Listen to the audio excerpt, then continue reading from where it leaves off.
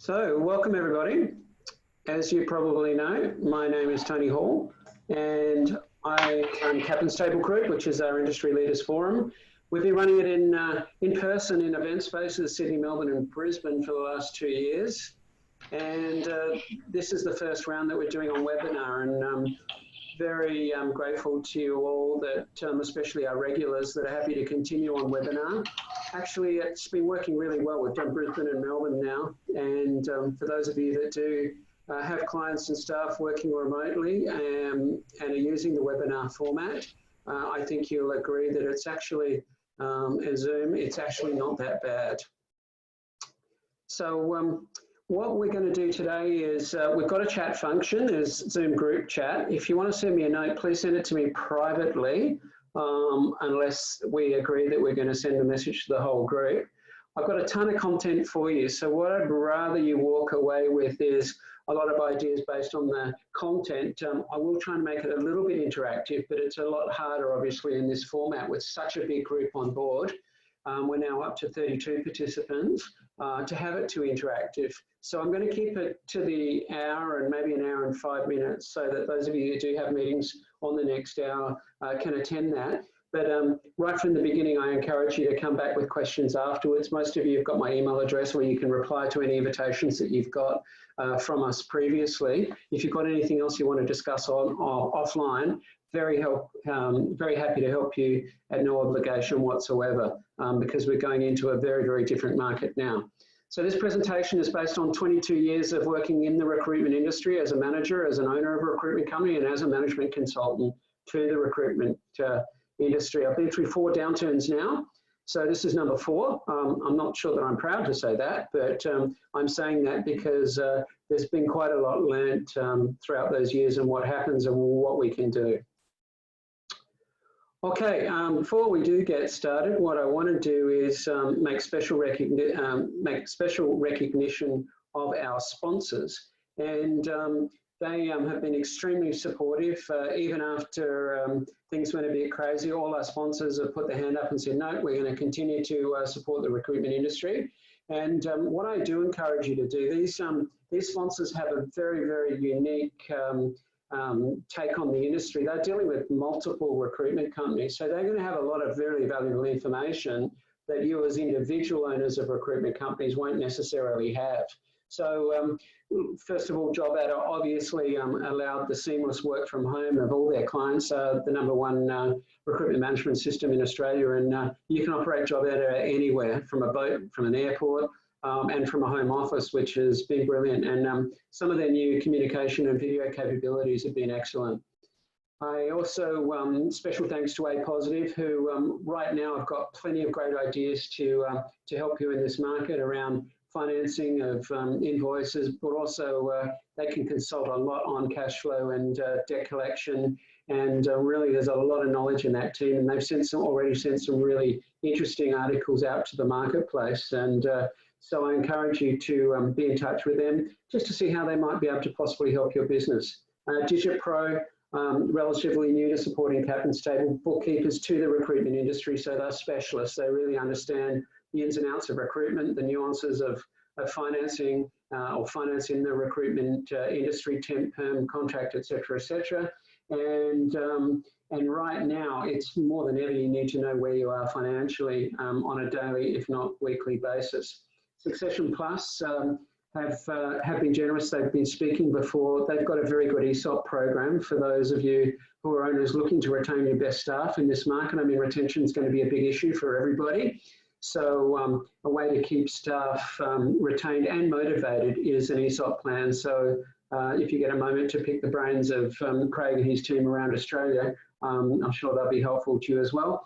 And finally, our most recent supporter, William Buck, who are, I like to say, 5-star accountants to the recruitment industry. They know our industry well. You get the quality of a Big 4 recruitment company, a Big 4 accounting firm, rather, with some very, very professional and well-versed staff there at William Buck, who can really help you transition from the typical suburban accountant that many of us started with into a much more professional way of accounting for a recruitment practice, but more importantly, they're there to add value and give plenty of advice along the way. Okay. So, you know I'm long enough in the tooth to have a photo like that from 1999. I put the book First Interview up there that I put together back in 2000 and interviewed a lot of leaders in the recruitment industry at the time. If anyone wants a copy of it, just email me later and I'll send you a digital copy. It sold out really quickly back in the year 2000, but I've still got digital versions that I'm happy to share with you all as a thank you very much for your continued support of Captain's Table. And what I'm going to cover today is a little bit of an intro into the situation. I'm sure you're all well versed with what's happening. I look at some economic indicators. I thought it'd be really interesting to see what's out there and what we can glean from some of the indicators around. 10 key actions I'm going to take you through. So I've distilled the presentation down into 10 key actions, which you can use as a checklist. So the idea is we'll broadly talk about the 10 key actions, but it'd be great if you can go through that checklist and say, yes, I've done that. Yes, I've done that. Oh, no, there's more I can do on that. So you're all from different size firms in different regions, in different verticals, different stages of your business evolution. So I'll be talking to all of you in general. Some of you would have done something about this stuff straight away. Some of you will still be working on it, and others of you are looking for a bit of a template or some benchmarks to really take action now for what's ahead of us. So I'm really hopeful that all of you will gain something from those 10 key actions. Next, I looked at some of the key lessons that we learned from the GFC, which was the last major downfall.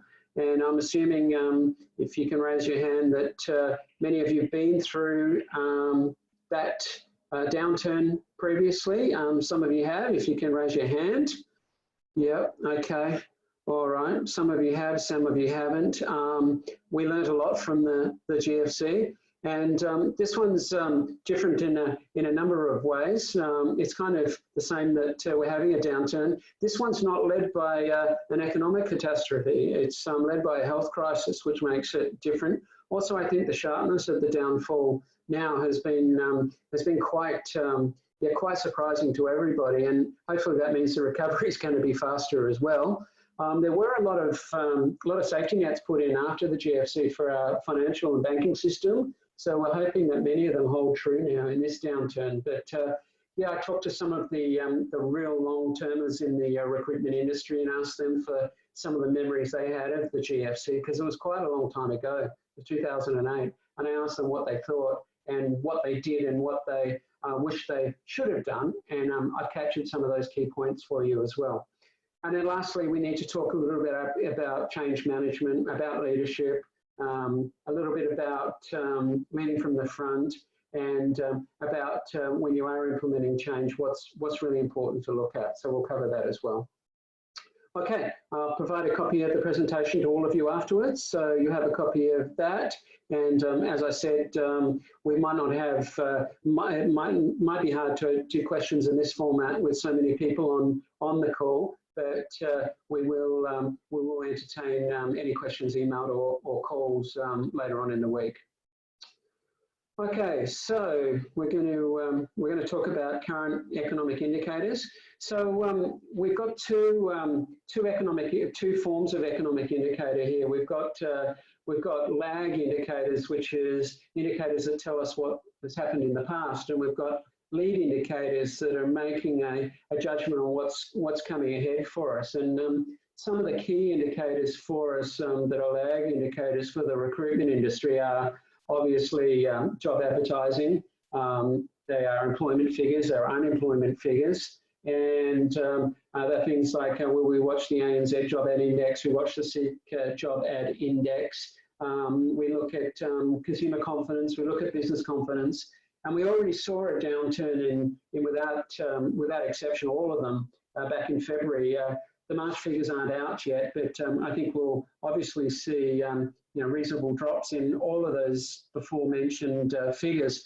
But the problem with lag figures is they're kind of what's happened in the past, and they don't really give us much indication of what's happening in the future, unless we start following the trends. So we just kind of guess that for a while now, we're going to get a drop in GDP, we're going to get a drop in job advertising.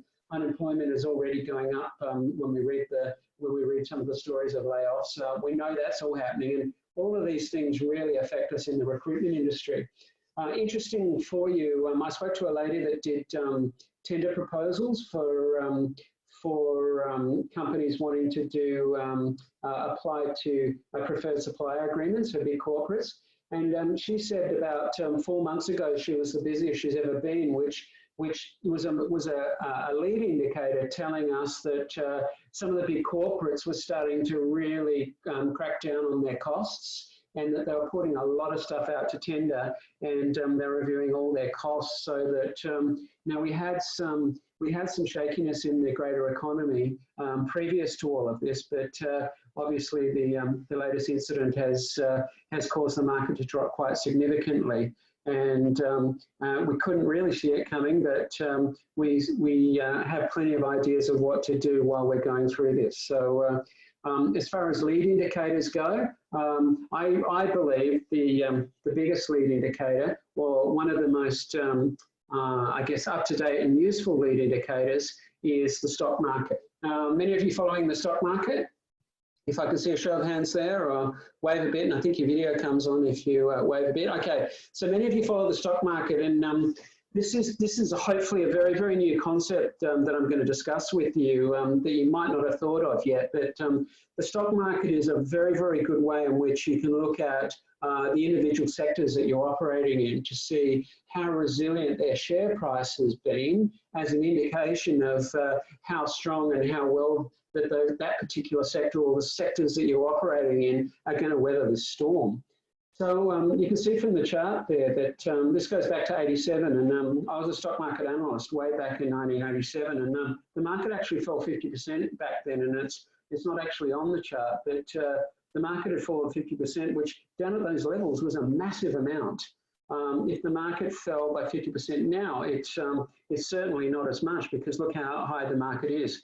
You're looking at a chart here of the Dow Jones, and I use the Dow Jones because the US market really sets the pace for all world markets, so the biggest financial market in the world. And as much as we try and pick stocks to purchase in Australia, really, if the Dow falls 2%, then usually the Australian market follows and falls by 2% the next day. We're very, very much tied into movements of the American market and the American economy, even though we have decoupled to a great extent from the American economy, and we're much more tapped into the Asia Pacific economy now. We still do follow their stock market. So I guess the good news is the drop's been quite severe. This chart needs to be updated because the Dow actually bounced 10% last night. And on the back that they thought that Congress and the Senate there will pass relief bills sooner rather than later to help cushion the US economy and the unemployed over there. And something that we've already done here a couple of times. They've been struggling because of the way their whole political system works. And I'm sure some of you have been following that in the news. But I guess the good news here is we had a decent bounce of nearly 10% last night. Well, it was actually 10%, I think, which is quite incredible. And if you look at the bigger picture here, you can see we've still got a long way to go until we're back down to GFC market levels. So, you know, the market's had a really good run. It's been 13 years since the GFC, and look at that chart. I mean, it just shows incredible growth. So it's kind of like the downturn we had to have. We just didn't want it this severe, but we're going to have to deal with it. We're going to have to toughen up, and we're going to have to get on with it. And all the owners of recruitment companies I've been talking to now, all my clients that I sit on their advisory boards of, everyone's behind the concept of really just getting on with it. But there's some quite major shifts in the way to operate a recruitment business that we're going to talk about now. Okay, so over to you guys. I want a little bit of feedback on the chat, please. You know, what are some of the things that you're worried about going forward, and I'll try and cover off some of those things in the 10 steps or the 10 actions that you can possibly take. Okay, I'm going to read them out to you because I sent to me privately, which is good. Staffing, cash flow. How long it's going to go on? Yeah, really good point. Yeah, length of the downturn. just on that, well, no one knows. We can't tell. All that we can hope is that as quick as it fell, the recovery can be as quick if everything goes to plan. And look, on a positive front, we're seeing a return to work in China, and you know, we're seeing slowly some of the operations in China come back online, and hopefully that's a sign of good things to come as well. We've seen a bit of flattening, if you can I believe some of the media reports, and I'm going to talk about the media in a minute as we go through. But yeah, length of downturn, yeah, recruitment, jobs drying up, agencies drying up. Some of the lessons from the GFC I'll cover later is that those that made it through the GFC came out so much stronger and with very, very strong client and candidate relationships, and grew an even bigger and better and stronger business post-GFC. And we've had a good run. Yeah, which parts will recover? Quicker temp versus perm, that's a good one too. Potential changes to visas, yeah. Well, obviously in a candidate short market, visas were very important. I think there's going to be some tremendous changes on the flow of labour into countries, not just as far as employment and immigration goes, but on a health front as well. What are companies doing around their headcount, redundancy, stand downs? Yeah, really important issues. Next week, we're going to have a special captain's table with Martin Richardson, who's the legal specialist for the recruitment industry that's spoken a couple of times at captain's table. And those of you that have seen him, he's a very, very good speaker, and he knows his employment law really, really well. He's going to cover a lot of the more legal aspects. I'll cover the more operational / ownership issues of recruitment companies. He's going to cover the legal stuff next week, so I hope you can attend. We'll send you a note on that one as well. All right. Yeah, are we different ways of doing business? Thanks, James.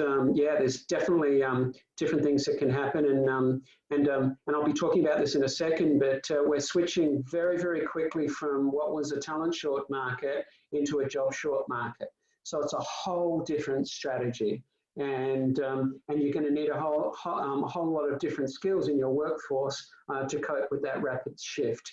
But we'll talk with that as we go through. So thanks for everyone for your comments on that, and I'll try and cover off a lot of what you're asking about in the next 40 or so minutes. So those of you who've seen me speak before about the typical Australian recruitment company, here's what they typically look like. You have an owner with less than 5 staff, so traditionally small, and I know some of you are from larger companies, but average consultant billings typically around the 200 mark, which is not highly profitable given that you can pretty much double the salary plus overheads of a consultant to tell you what your real break even is once you incorporate all your fixed costs. And then mostly perm, 50% staff turnover, and the staff turnover that has been occurring in our industry is a combination of factors. It's been very hard to find great recruiters, so people are taking more and more risk on unproven people to bring into their business. There's been leadership issues. There's been issues around training. There's a whole bunch of things that feed into that that have caused the high staff turnover, and as a consequence, the average small recruitment company has very little profit and is very susceptible to a downturn when it happens. And I think a lot of companies have found that what has actually happened, and now it's time to really look at ways to overcome this. So some of the solutions are obvious, some of them are more subtle. And the idea here is that you can grab some of the subtle differences and also make sure that as we go through the 10 key actions for a downturn, that you've got plans for each of them in place and that you are covering off all aspects of these 10. And then hopefully you're going to be in a very strong position to re-engineer your business and have it ready as we come out of this eventually.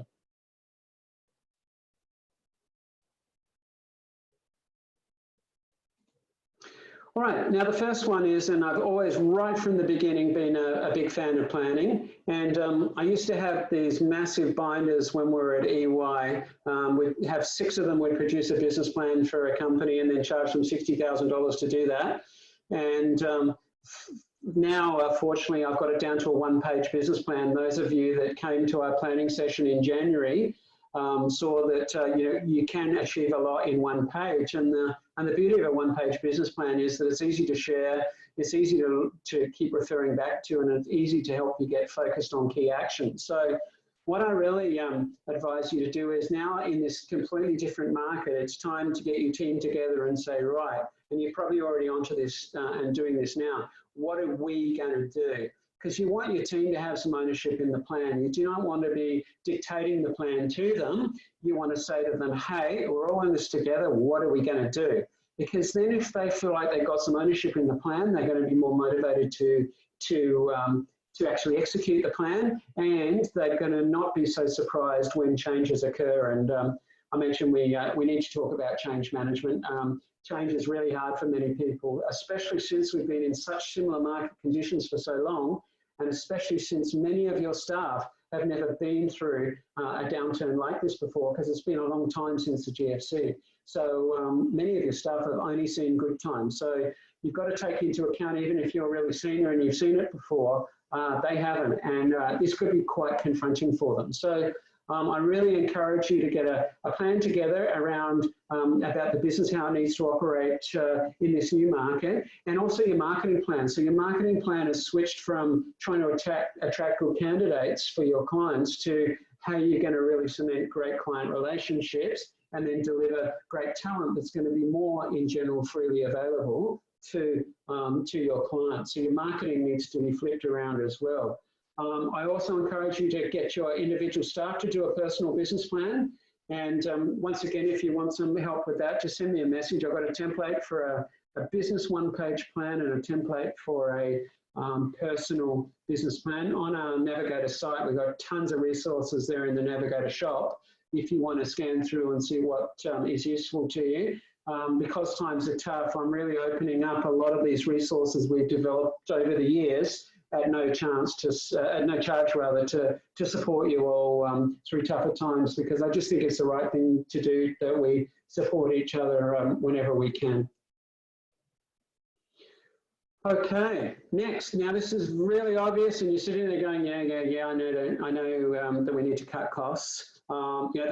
That's the first thing you've got to really look at. You've got to look at your overheads, because when your revenue falls, obviously, if your costs are the same, then your profit gets compromised immediately. And profitability is so critical, because it provides a buffer for future years. And hopefully you have got a bit saved up and you have got a buffer ready for any downturn. Now, of course, some of you are in markets that are relatively resilient right now. So I'm talking as if all of you are, have seen a drop off on job orders. But some of you are still, going okay. But I think what I'm learning at the moment is there is a lot of pausing just while people wait to see what happens. It doesn't necessarily mean they're not hiring, but they're pausing to see how this thing's going to play out. And from your comments that you sent to me, I think a bit of that's in your heads as well. How long will this last, for example? So your two biggest costs, as you know, running a recruitment company are your rent and your staff. I'm pretty sure you all know that by now. Rent, there's not a lot you can do, but if your rent is big and you can see that tough times are ahead, what I'm advising clients to do is to send a note to their landlord earlier rather than later to say, hey, we're all working from home, we're not using the office, things are looking really tough. What are you able to do to help support us, please, so that we can continue to be a great tenant when things turn around. And there might be plenty of things, because they're thinking about how they can support you. There might be plenty of ideas that they might have, rent breaks now and increase it later, or whatever. There might be tons of things that they've had to think about that could be good solutions for you. But my idea here is to get in early before everyone else does, to try and get a better response before things might get more serious further down the track. Now, on the other big expenses, obviously your staff, and you've had plenty of time now over the last few weeks. Ironically, this presentation was planning for a downturn just in case.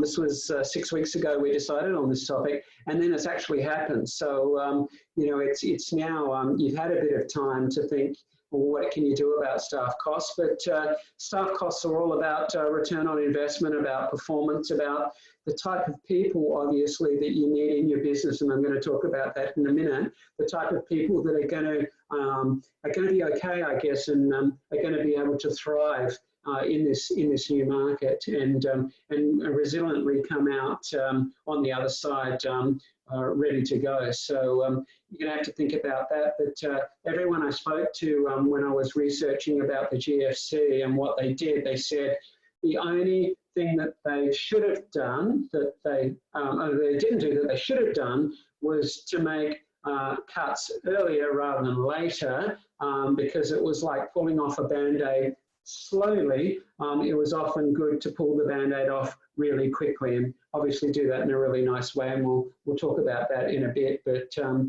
you've got to look at your costs, grab your P&L. I'm assuming you've all got very up-to-date P&Ls now, and that you've got your accounting systems really ready and there for you. So at any one day, you know what your cash flow looks like, what your P&L looks like, and you've been through your expenses, and you've cut out any luxury items and non-discretionary spending. That's the first thing, obviously, to do, and really analyse what you're spending on. Had an example when we were doing this presentation to Melbourne, and one of the people said they've already emailed LinkedIn, for example, and said, hey, we've got excess LinkedIn recruiter licenses here. It seems we're not going to be using them. What can you do for us? And just so you all know, LinkedIn have said that they're going to come back and come back to people with an answer once they've looked at their own operational requirements and come back on that. So that's a supplier that you can be talking to and asking them, hey, need a bit of support here. I understand Seek's already offered some support to recruiters. And I'm sure if you are struggling, then it's just a very polite call or message to your suppliers to say, hey, I need a bit of help here. How can you support me? And I think you'll be surprised at how much support there is on offer here, because everyone's pretty much in the same boat. Okay. All right. All right. Number 3, it's pretty obvious, but now's the time to ramp up candidate and client care. I hope you've all been in touch with your clients to say, hey, we're still here, we're operating remotely.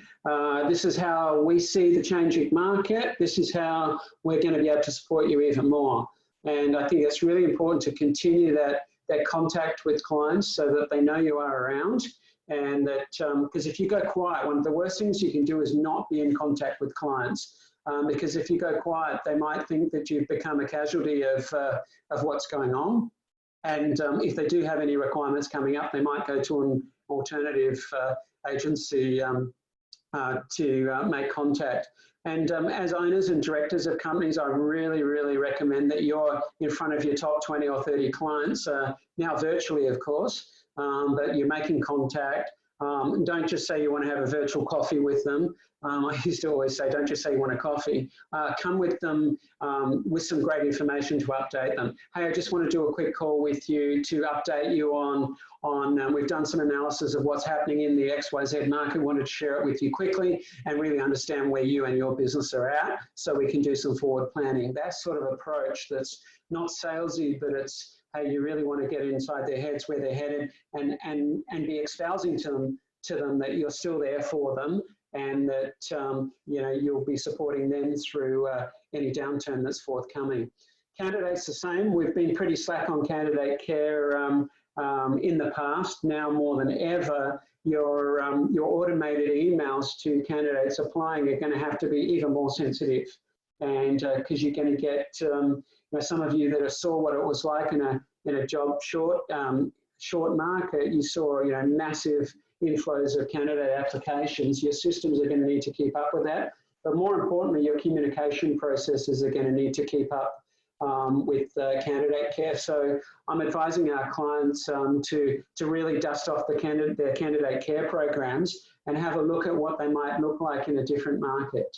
you know, because candidates are going to be sensitive. They're going to have mortgages on the line. You know, they're really going to have to. They're going to be struggling if they're suddenly put out of work through no real fault of their own. So you're going to need to be sensitive, and you're going to need to be very communicative to candidates, because they will remember the experience they get from you in a tough market, and they'll do everything they can to badmouth you when the situation changes and the market's better again, if you gave them a poor candidate experience. So the candidate experience is everything, and maintaining client relationships with your best clients, it's obvious, but you've got to keep doing it, and you've got to keep drip feeding them information. And on that front, I've got a massive LinkedIn feed, because I'm connected to almost every owner of recruitment companies in Australia. So I see what all recruitment companies are putting up there on LinkedIn. And I really, if you are connected to your clients and candidates, I'd really encourage you to put content in there that's actually useful to them, use it as a marketing tool. You've got the more social aspects, and this is obvious, I know, that you can do on Facebook, but on LinkedIn, really think about what resources you can be putting up to support your candidates and your clients. Here are some great links for you to look at. Here are some things that we surveyed of our candidates, how they're thinking. And this is what our clients are thinking. This is whatever it might be. Things that are useful and interesting, and are not more on the social side. I think you all know what I mean by that. And if you're comfortable, I'll comment on some of your posts that I see, and I'll try and get through my feeds. And some of you would have seen when you guys do write good stuff, I say, hey, that's excellent. That's really useful, and we'll keep trying to do that. And I need to do more of that myself as well. All right, now number 4. So we've got a really big opportunity here to upskill our teams. And why training and development? I mean, training and development has always been important, but why it's even more important now is that you're changing from a job short market, a candidate short market into a job short market. I have another go at it. Candidate short market to a job short market. Very, very different skills are required of your team. So you guys as senior people will be able to switch modes very quickly. Your team won't. They've been in it's really hard to find candidates. They've been in sourcing and recruitment mode most of their careers. Now it's time to go into marketing mode and sales mode and relationship development mode. And that's going to require a whole lot of new training. So I really advise weekly training, short and sharp. You've probably heard me on this before. Rotate it between your team members. Get each team member to pick a topic that's important, and then they present it back to the team. Because if you keep training and espousing your views, it'll go in one ear and out the other, because it's so much better to hear it from other people and from external sources as well. You'll see our consultants table presenter Adele Last is just absolutely brilliant at this stuff, and she's conducting a session on recruitment skills during tough times next Wednesday, so I'll be sending you the link to that one. Those of you that have seen her present on the first 2 of our consultants table series will know she really knows her stuff as far as training and development goes. So training and development, really, really important, and for you as well. I mean, some of you have been through a downturn, some of you haven't. Some of you have got very fixed ways of recruiting and operating your business. And some of you, we've noticed that some of you don't send as many consultants as you should to consultants table, because I'm thinking that one of the reasons are that owners are attending and then going, I'm going to take bits and pieces that I think are relevant back to my team. But I think your team needs to hear externally what's going on and have new ideas, and you need to allow yourself to be challenged on new and better ways to recruit, because your team are going to want to put good ideas out there, and if they see something that they've recommended implemented, then it's very, very motivating for a team member.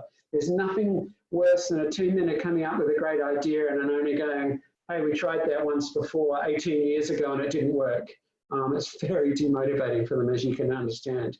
So you've got to keep them sharp, but keep yourself sharp as well. And you being here, this is we've got 37 people now on this webinar, which is, we've had 50 in person before, but this shows that you are committed to learning and development and getting extra ideas. And often what I find by attending these sort of events and webinars is it'll trigger another idea as well that's important to implement in a business. So thanks for being here.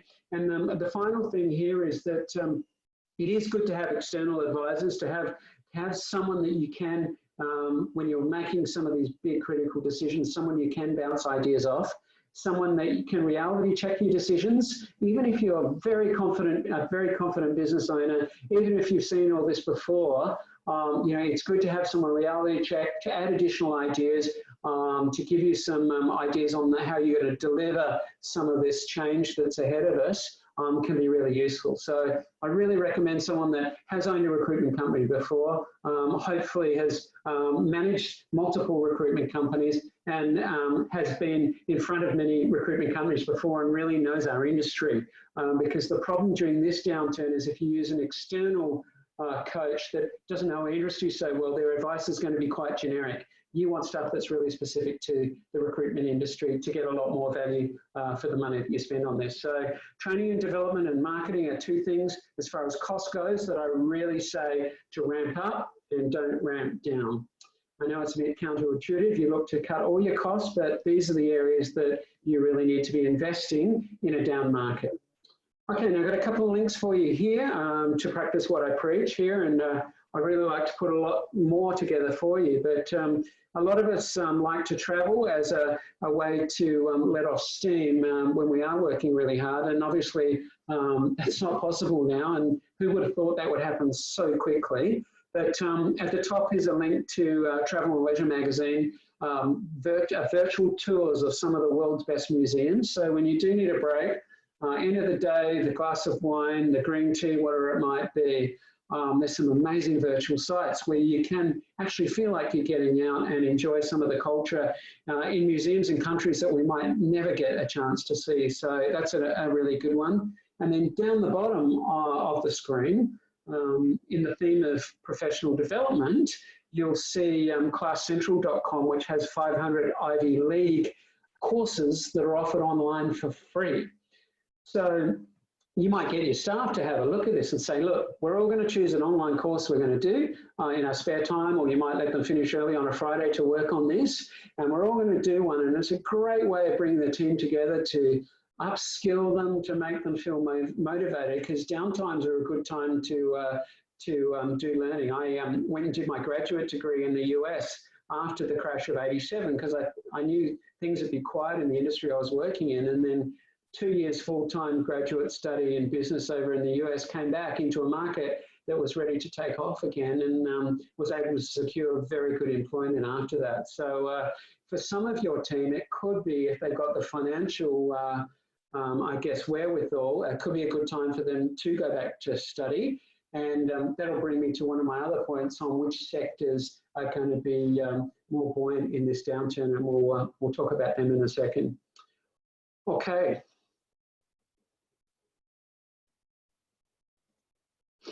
All right, now, so we talked about your second, your two biggest costs, rent and people, and I'm just going to talk about a little bit about downsizing, because it came back from all the industry, the senior industry people I talked to, that if you've got the biggest thing that they said to me, and I'll say this a couple of times for you, the biggest regret they had was not exiting people that were giving them lots of trouble and not performing in boom times, not exiting them quick enough. So if you've got people that have not been performing during probably the greatest bull market of all time in recruitment, they're going to really struggle in a down market. So that's going to be your rule of thumb of how they're going to survive. If they're adding lots of extra value in many other ways, then you've got to make a judgment call financially, and to a degree emotionally, because there's a bit of cultural consideration and morale consideration here. But really, if you default here to what's best for the business, so the business survives coming out the other side, that'll help with your decision making. So what's best for the business needs to be the first thing. Emotion's going to have to be put temporarily aside, and the other thing that that I've been reading about is if you give people the chance to find another job earlier rather than later, they're going to have a better opportunity to redeploy themselves. So I can't talk too much about the legal aspects here because I'm not a lawyer, and that's what Martin's going to talk about next week. But I can say that once again, it's the Band-Aid scenario. Better to pull the Band-Aid off quickly rather than make 1,000 cuts along the way. That is very demoralizing for everyone. And look, people will get it. People know that the business has to survive. If you do need to make some hard calls, as tough as it might be, it really is best in the long run to really look at, who are your best people and who are the ones you want to keep.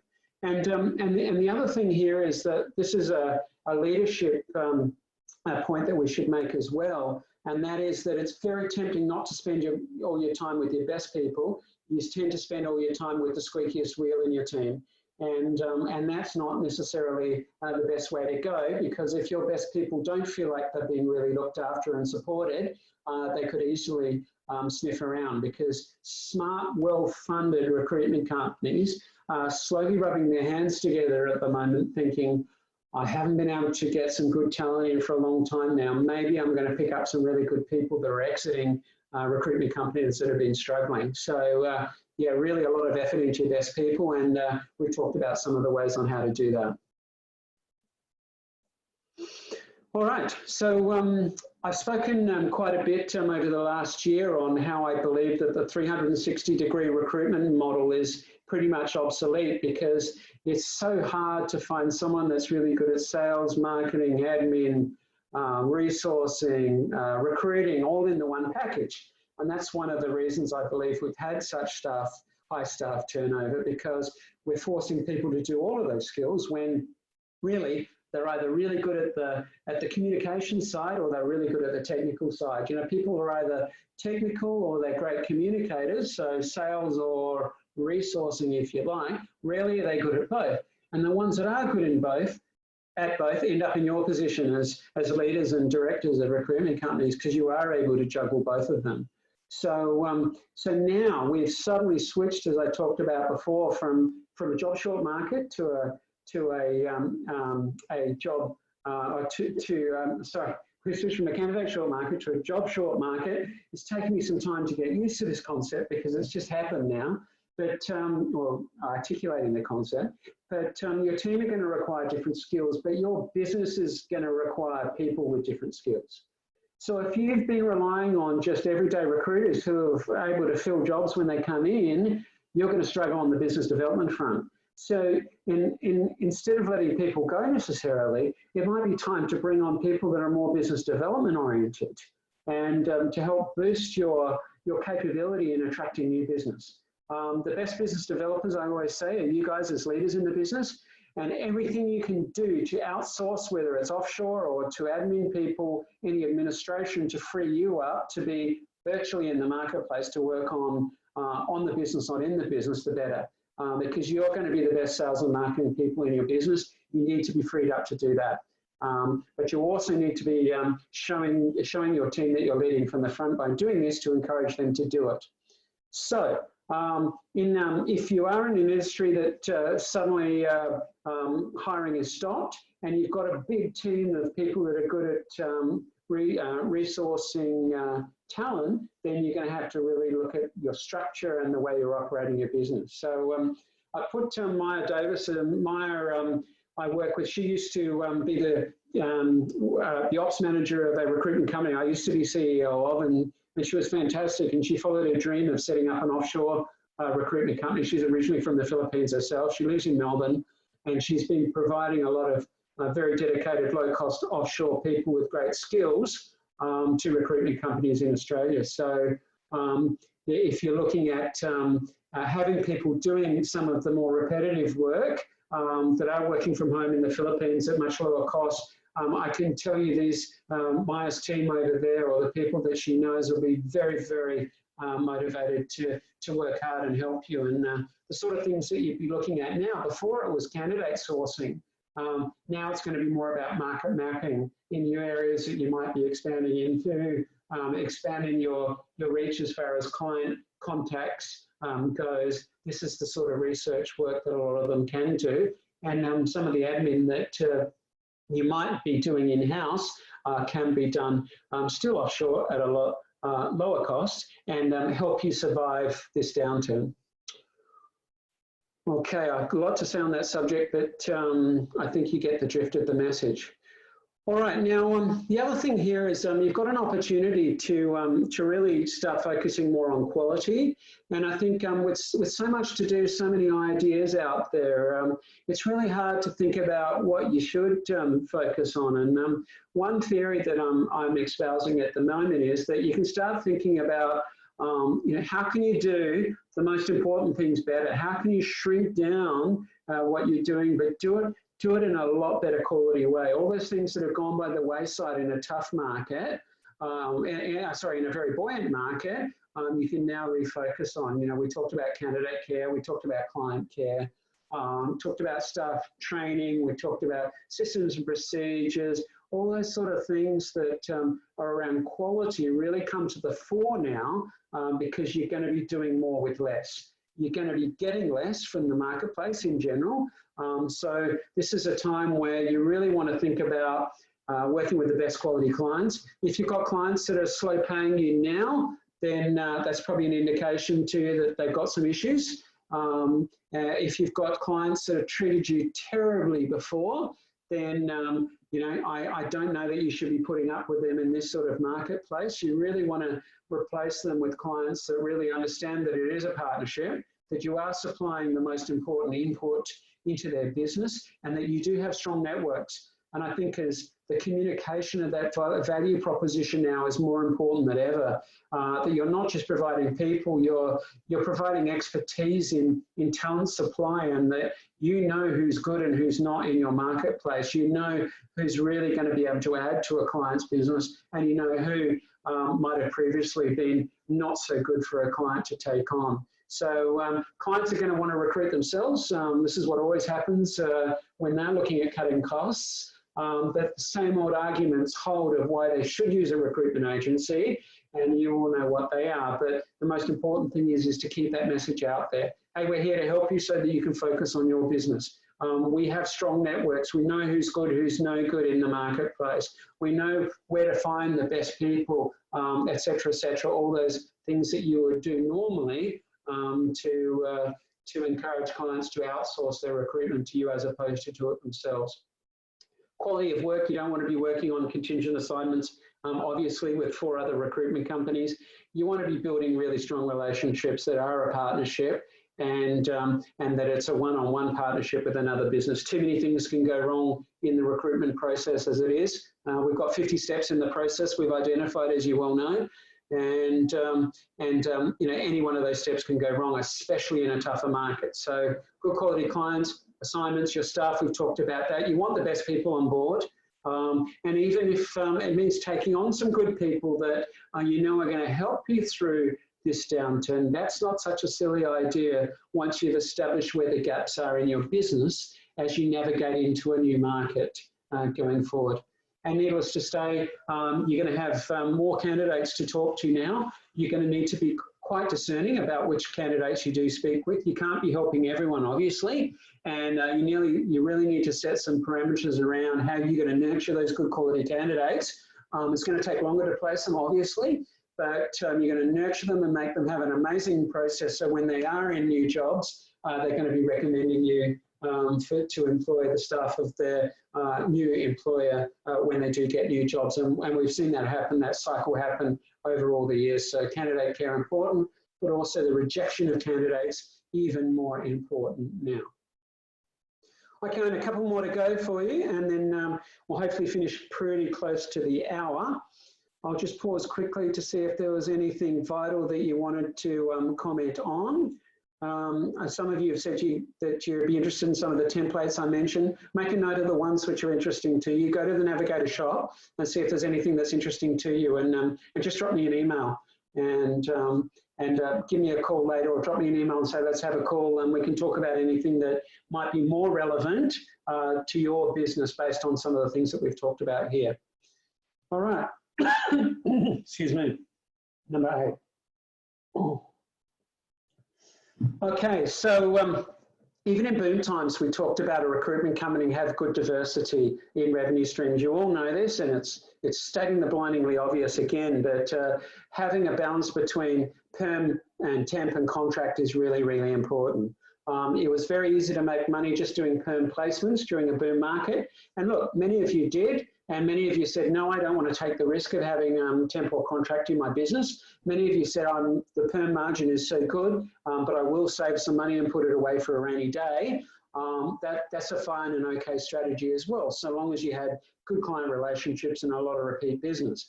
But when you've got jobs suddenly put on hold and no job orders on, and you're sitting there thinking, right, what next?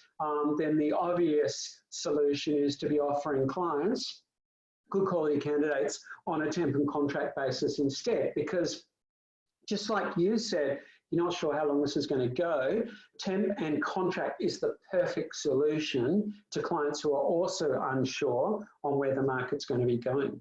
So think about that. Temp and contract is going to help your business with diversity of revenue streams, but it's a really good solution for clients that aren't set up to handle contract and temp payments. You know all the ins and outs of invoicing, of cash flow, financing, of timesheeting, of all that management, that structure, the legalities. You guys are the experts in that. Clients surely are going to be focused more on their business than having to do a lot of that stuff, especially the small to medium-sized clients.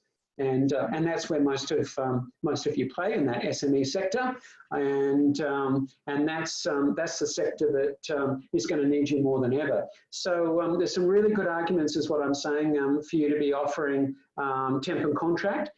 We will do some more sessions on building temp and contract, and we'll do that in a few weeks' time, because that's probably one of the best strategies you can do to diversify revenue streams or to boost your existing temp and contract. But obviously, you've got to watch out for all the risk factors that go with that. And those of you that are already doing temp and contract know what they are, and you're going to need to be managing them even more in a tougher market. But so yeah, you're going to need a good mix of markets that you're in. If you've been very, very reliant, obviously, on one customer and one industry, then now's the time that you've got to diversify very, very quickly. Even if that one client is still providing you with great business, you never know when they're going to turn the tap off. You're going to need a diversification of clients. You're going to need a diversification of candidates. And Adele last is doing a session at 2 o'clock today on reverse marketing in tough times. For those of you that are sending people to, if you need information on that and want to jump on that at 2, just email me straight after this. But she's got some great ideas on how to reverse market rather than be badgering clients. Hey, we're the greatest recruitment company in this sector. Have you got any jobs on? That is really not going to do your brand any good, because many of them are going to be bombarded right now. But if you're presenting in a professional way, quality talent as a way of introducing yourself to new prospective clients, and that's such a more professional approach, as you well know, I'm sure. So, and the other thing that I want to talk about here quickly is that you might look at other services, and we've got recruitment companies that offer HR consulting services to their sector. That's been very helpful. And if you think about it, HR consulting is coming to the fore more than ever now in these tougher times, because just as you're wrestling with HR issues around redundancy and performance management and onboarding when people are in remote locations, your clients are wrestling with this stuff as well. So you might think about how you can supplement your recruitment activities with some HR practices as well, whether they're a value add at no charge, or whether you prove your strength in this area and start helping clients with outsourced HR, which can be very good if you're very specialist in some of the work that you do. Now, with markets, going back to the stock market that we started at right at the beginning, a really good exercise to do is to get onto CommSec or ANZ E-Trade or one of these platforms that you generally get free with your bank, and start looking at which sectors have been have weathered the storm the best. If your sector's been absolutely hammered, then now's the time to think about, well, I'm going to maintain client relationships for when there is an upturn, but what can I be doing differently? And the obvious temptation is to say, right, we're going to pile into healthcare. And for those of you that are in healthcare recruitment, I hope you don't get bombarded by other recruitment companies going, oh, we want to get into healthcare because we know it's buoyant. They've got that market pretty much stitched up. You've got to look at ancillary markets that make sense to what you're doing, and how you can expand into something that's related as opposed to massive change. Sometimes massive change is required, but you're going to have a good value proposition and a good unique selling point to be able to go into new markets. But have a look at what's happening with stock prices, and you can get the different industries up, and you can see which industries have fared well. I mean, obviously, the food industry's done brilliantly well, despite the stock market down 30-odd%. And so you can think, hey, can I be a niche supplier even to parts of those businesses? Can you be doing different industries that we might not have thought of yet that are going to come to the fore? For example, education was hit really hard by the lack of or the loss of overseas students, and then the move to online. But in downturns, we've seen before, the education sector actually gets a real boost as people go back to do more study as opposed to go back into the workforce. So have a think about what's happening. And the other good thing about the listed stocks is you can see which stocks are in the sector that you've analysed to work out what your target list might look like. So quite a bit of analysis, and all of you are different here, and I can only talk in general terms about this concept, but the share price performance will give you a really good idea of what's happening in your sector and or what could be happening in prospective sectors as well. So you can diversify different industries, different sectors, and then the different levels of a business in those sectors. What more could you provide to your clients? Your current clients would be the first step. Okay. Okay, now leadership. This is you, and leadership's a whole session. I think further down the track, it'd be great to have a session that's quite interactive on leadership during tough times, because there's so much here. You know, you guys as leaders in the industry, you're holding the bag for everything here. Many of you are holding, quite substantial financial risk. Many of you are in positions where your performance is really, really critical to maintain your position in a company. And also you're really, you're in control and command of a team that needs to rally together to get through any potential hardship that we're going to come through. So, here's some whole bunch of words on leadership that you might go through and you might check off. Have I covered guidance? Have I got solutions for what's going on? What's the vision? Have we shared it? How do we collaborate more as a team, especially with the work from home scenario going on? Are we using good technology? Am I getting feedback from staff, clients, and candidates on our technology? What sort of direction are we heading? What's our strategy? How are we communicating? These are all the things that you need to take into account as a good leader. But what I do know is that your team will follow the way you behave. If you panic and are negative, they will take that on board as well.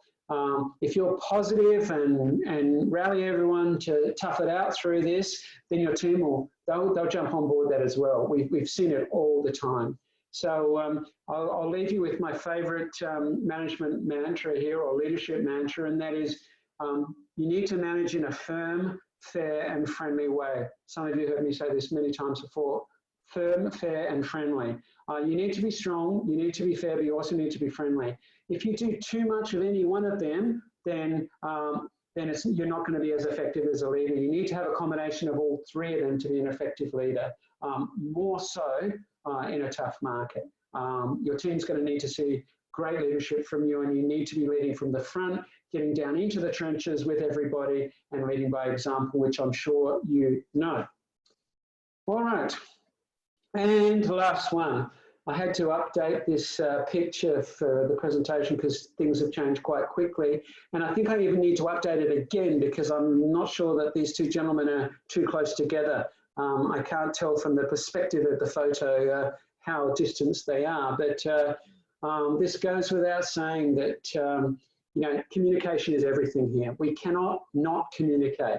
You don't want to over communicate. You don't want to bare your soul. That's not what a good leader does. but you want to really make sure everyone understands what's going on and open them up as a group for discussion, but then also individual as well. So you obviously have your group team meetings. What I always found worked well when I was managing big teams is have your team meetings, but know that there's people that aren't going to comment or put their hand up or contribute to the discussion. The only way you can get inside their heads on how they're feeling and how they're motivated is one-on-ones. So you're going to have to spend some good time with your people and really communicate well. And it's not just with your people, it's with your clients and your candidates that we've talked before.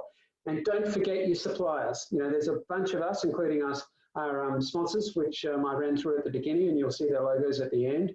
This is a good time to build supplier relationships too. Do not slow pay your suppliers right now. You need them to be there for you. As soon as you start slow paying them and you need a favour from them, they're not going to put you at the top of the list when you need a favour from them. And you know, many of us are going to need a favour from some of our suppliers. So treat your suppliers well, and remember the suppliers to your industry, to the recruitment industry. I've got a lot of collective knowledge, which is going to be very, very beneficial to you going forward. All right, I promised you some lessons from the GFC. 2008, can you believe, nearly 13 years ago. And, you know, it's even hard to remember what happened then. You know, there was a downturn that lasted about 2 years. It wasn't as sharp and as sudden as this. There was certainly not the isolation factor that we've got now, but we didn't have the technology that we have now. The actual, the severity of the GFC can be compared to what happened with SARS and swine flu. I remember writing a blog on swine flu when people were panicking on that. It recovered very, very quickly after swine flu, and swine flu is probably not a whole lot different to what we're experiencing here, but the big difference is social media now and the news media. We have got, the social media is absolutely prolific, and one of the dangers of your people working at home, and you've probably been reading about this, is they're on social media all the time. You know, there's alarmist statistics put out all the time. They're reading too much of it. If you can focus them on their job and what they're doing and the activities that they're doing, then they're less likely to take this on board. But I think you need to have sessions with your people on handling reading what you read in the media, watching the news. I mean, I just refuse to watch the TV news. Just the breathless sensationalization that occurs, it's just really bad. At least with the written media, you can choose to ignore, but you can't do that necessarily with TV media. Anyway, I'll leave that one for you to manage. And how are you going to manage your staff's social media consumption and their news consumption? Because you want to keep them positive, and sometimes it's very hard to stay positive when we're reading what we're reading. So, lessons from the GFC. So I talked about 4 different senior owners of recruitment companies, and here's a bit of a summary of what they've said. We've covered most of this, but again, you can use this as your checklist. All right, you can use this as a checklist to go through each of these and just make sure that you're doing all of this. So quickly move to cut non-essential costs. Support your best people. Don't spend all your time with the poor performers that are unlikely to turn around, especially in a down market. Manage your debtors really, really closely. Get onto that straight away. Don't be afraid to ask for payment. You've already provided service. You know, if a company you've dealt with previously is really suffering, then you really want to get paid earlier rather than later, because otherwise you'll be the one suffering, obviously. Keep investing in marketing. Keep investing in, and when I say investing in marketing, it doesn't have to cost a lot. Once again, you've got massive offshore resources available to you that can do a lot of the repetitive marketing for you quite well, and market mapping, and resourcing, database management, all that stuff. Weekly professional development that we covered as well. Streamlining of systems and procedures. This is an interesting one. If there is any downtime, have a look at your recruitment process.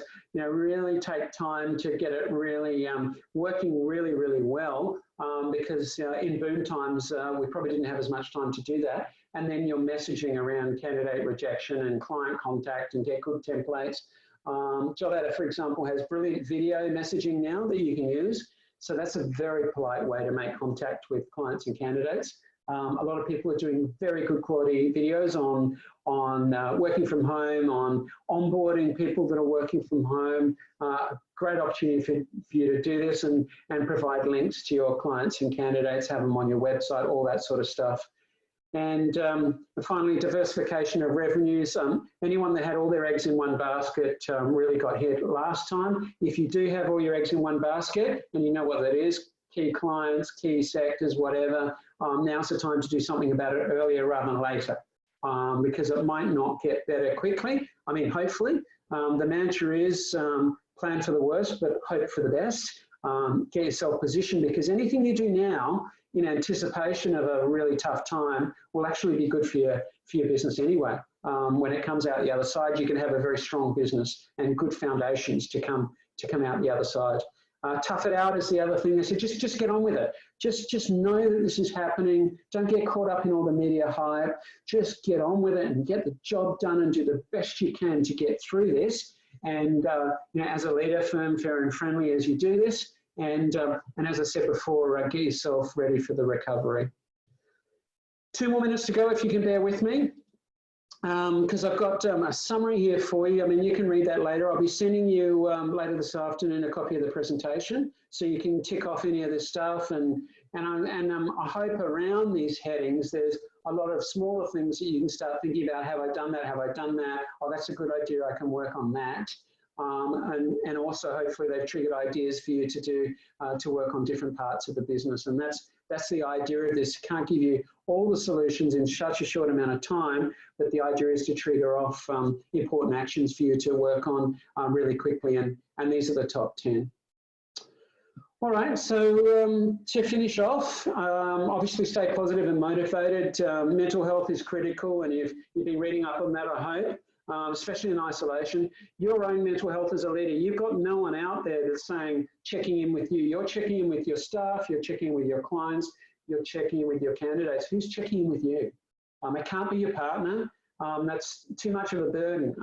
If you can get someone externally to be checking in with you, to making sure you're okay, coping with this, you can't vent your frustration, your disappointment, your fear or anything like that on your team. You can do it externally, of course, and I really encourage you to get support in that area to help through this downturn, because we've got to stay fresh, we've got to stay motivated, and we've got to stay driven here. And mental health's everything, and with that comes physical health, of course.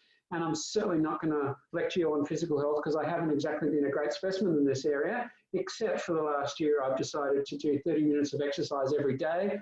And surprise, surprise, drop 2 sizes, drop 5 kilograms, and just eat well, and it works. And I think it helps your mental health as well. So working from home is going to be harder and harder.